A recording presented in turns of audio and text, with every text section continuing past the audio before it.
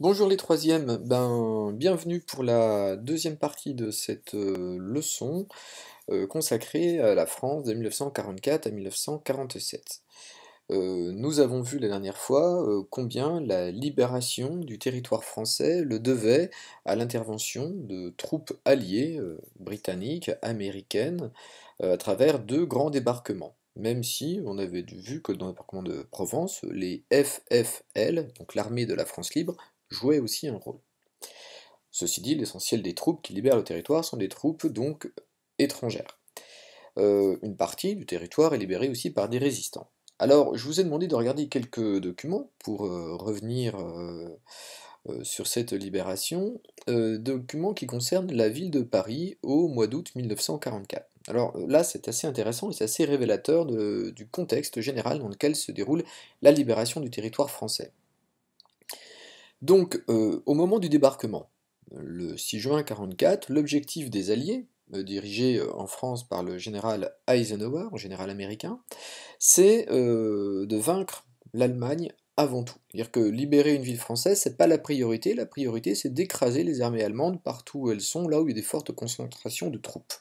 Donc Paris n'était pas un objectif prioritaire pour les troupes alliées.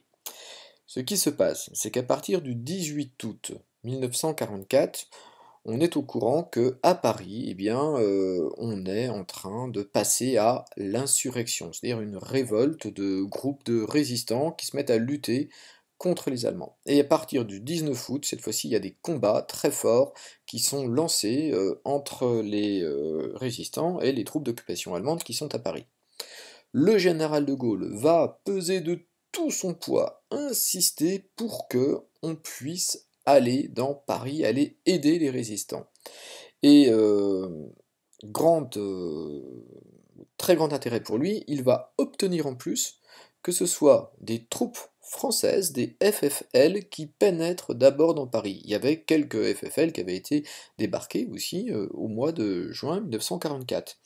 Et c'est donc la deuxième division blindée du général Leclerc qui va rentrer dans Paris le 25 août et qui va recevoir la reddition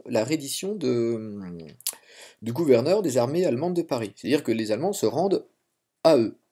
Grand succès pour De Gaulle, pour la résistance, puis vous avez lu le discours, hein, le discours du 25 août, quand De Gaulle apprend la libération de Paris. Paris outragé, Paris brisé, Paris martyrisé, mais Paris libéré. Ça, ces mots sont vraiment restés dans l'histoire. Il faut les entendre dits par De Gaulle, parce qu'il a quand même un verbe intéressant. Et après, il rajoute Paris libéré par lui-même. Ça, c'est important. La France se libère par elle-même. Alors, nous, on voit que c'est pas entièrement le cas, mais c'est une façon d'insister sur la part des Français dans cette libération. Libéré par lui-même, libéré par son peuple avec les concours des armées de la France. Et puis, dernier passage très intéressant de ce discours, cette France qui s'est libérée, cette France qui a concouru à la libération de Paris, c'est la France qui se bat. C'est la seule France. Façon de dire, ce qu'il y avait avec Pétain et Vichy, c'est pas la vraie France. C'est la seule France, c'est la vraie France. Donc vous voyez, cette libération de Paris, elle est à la fois un événement militaire, mais aussi un événement politique qui permet à De Gaulle d'affirmer que le pouvoir en France, ce ne sera pas une armée d'occupation américaine, ce sera la France. Il se fait reconnaître comme un allié, et un allié actif qui reçoit lui-même d'ailleurs la reddition, la capitulation d'armées allemandes, comme ça a été le cas à Paris le 25 août. Alors, les images qui sont restées célèbres, c'est celle de De Gaulle, le 26 août 1944, qui descend les Champs-Élysées. Donc il a été d'abord, vous voyez un bâtiment derrière lui, c'est l'Arc de Triomphe, il a été rallumé la flamme du soldat inconnu. Derrière lui, vous voyez un des membres de la première heure des forces françaises libres, c'est le général Leclerc, c'est lui qui est rentré dans Paris avec ses chars, le premier, avec des troupes espagnoles aussi, il faut le dire, donc des antifascistes espagnols qui ont lutté durant toute la guerre aux côtés des Alliés.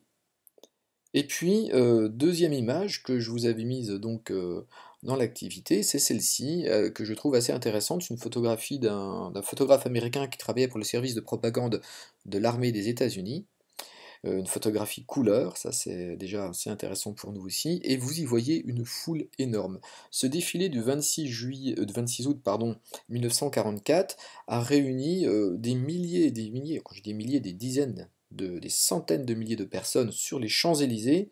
J'ai lu quelques chiffres que j'ai pas pu vérifier qui vont jusqu'à 1 million de personnes. En tout cas, ce sur quoi on est d'accord, c'est que c'est une des plus grandes concentrations de population à Paris, une des plus grandes manifestations qui ait jamais eu lieu. Ça montre l'adhésion des Français à cette libération, l'adhésion aussi à la personne de De Gaulle, vive De Gaulle, et vous voyez ici les chars en train de défiler, alors des voitures militaires, et puis ici un petit char de la 2e division blindée. Donc voilà pour ces quelques images, et donc qui vont nous amener à la première question que vous aviez à réaliser sur la fiche. Il fallait définir le GPRF et le nom de celui qui le dirige. Alors ce GPRF, eh bien c'est le nouveau pouvoir qui va s'exercer en France à partir du moment de la libération. C'est le gouvernement provisoire de la République française. Il a été créé le 3 juin 1944 par le général de Gaulle, gouvernement provisoire d'une république. Donc c'est un gouvernement qui a vocation à remettre en place un nouveau régime.